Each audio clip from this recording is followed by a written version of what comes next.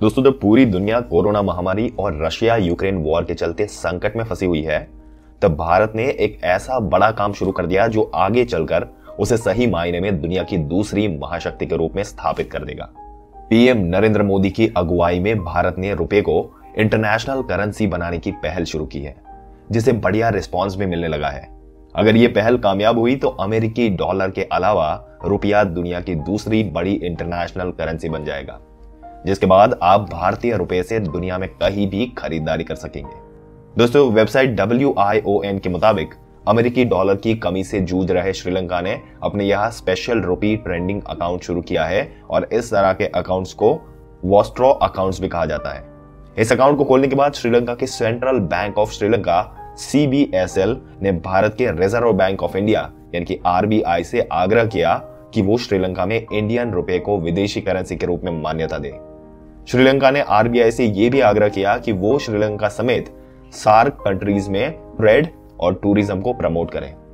दोस्तों, आज के वीडियो में इसके बारे में पूरी जानकारी देने वाले हैं। ऐसी ही जानकारी पाते रहने के लिए हमारी चैनल को सब्सक्राइब करके बेल आइकन जरूर से दबा दें। आइए आगे बढ़ते हैं और बताते हैं शुरू से। दोस्तों, श्रीलंका ने इस आग्रह को इस प्रकार समझ सकते हैं कि RBI के परमिशन देने के बाद कोई भी श्रीलंकाई नागरिक अपने 8,26,823 रुपए यानी कि 10,000 अमेरिकी डॉलर नकद रख सकता है। इसका दूसरा मतलब यह हुआ कि भारत और श्रीलंका के बिजनेस और आम नागरिक अमेरिकी डॉलर के बजाय आसानी से भारतीय रुपए में बिजनेस और खरीदारी कर सकेंगे। दोस्तों, भारत सरकार ने इस साल जुलाई में यह महत्वाकांक्षी पहल शुरू की, जिसका मकसद उन देशों को वैकल्पिक ट्रांजैक्शन सिस्टम अवेलेबल करवाना है जो अमेरिकी डॉलर की कमी का सामना कर रहा है। ऐसे देशों में स्पेशल वॉस्ट्रो अकाउंट खोलकर उन्हें रुपी सेटलमेंट सिस्टम के तहत लाया जाना है, जिसके बाद भारत और उन देशों में सीधे भारतीय रुपए में लेन देन शुरू हो सकेगा। अब इस बात को समझते हैं कि श्रीलंका ने भारत की इस पहल को हाथों हाथ क्यों लिया। दोस्तों, असल में पिछले 2 साल से आर्थिक संकट से जूझ रहे श्रीलंका में अमेरिकी डॉलर की भारी कमी हो चुकी है, जिसके चलते वो दुनिया के दूसरे देशों से अपनी जरूरत की दूसरी चीजें नहीं खरीद पा रही। उसकी अपनी करेंसी श्रीलंकन रुपी की इंटरनेशनल मार्केट में खास वैल्यू नहीं है और इसलिए उसे ऐसी करेंसी की जरूरत है जिसकी दुनिया में साख हो और जो आसानी से अवेलेबल भी हो पाए। भारतीय रुपए में ये दोनों खूबियां मौजूद है। इंडियन रुपी श्रीलंका में पहले से लीगल करेंसी के रूप में मान्यता प्राप्त है। दूसरी बात, भारत से अच्छे संबंध होने की वजह से उसे बड़ी मात्रा में इंडियन करेंसी मिलने की दिक्कत नहीं होगी, जिसके जरिए वो बाद में दुनिया के अन्य देशों से अपनी जरूरत की चीजें खरीद सकेगा, साथ ही अपनी रुक चुकी अर्थव्यवस्था को भी कुछ गति दे सकेगा। दोस्तों, भारत सरकार की इस पहल को दुनिया के देश किस तरह रुचि दिखा रहे हैं, इसका पता इसी बात से चलता है कि RBI अब तक 18 वॉस्ट्रो अकाउंट्स खोल चुका है। इनमें से रशिया के लिए 12 अकाउंट्स, श्रीलंका के लिए 5 अकाउंट्स और मॉरिशस के लिए 1 अकाउंट शामिल है।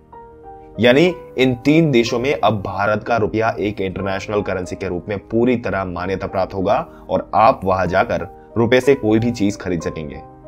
दोस्तों, अमेरिकी डॉलर की कमी का सामना कर रहे ताजिकिस्तान, क्यूबा, लग्जमबर्ग और सूडान ने भी भारत की इस पहल में दिलचस्पी दिखाई है और जल्द ही वहां पर भी RBI अपने वॉस्ट्रो अकाउंट्स खोल सकता है।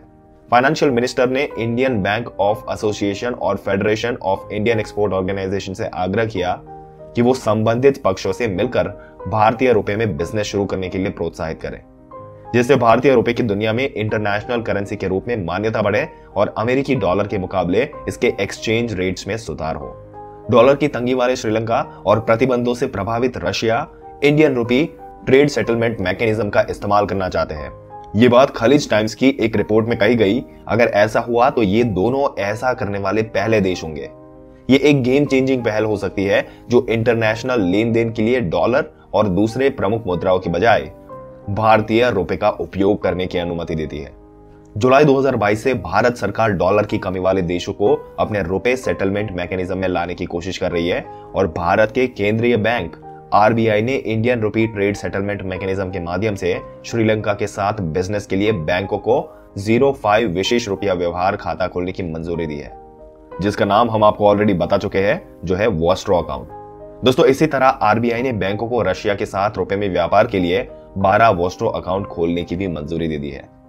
नए मैकेनिज्म में रशिया के साथ जल्द शुरू हो सकता है बिजनेस समझौता।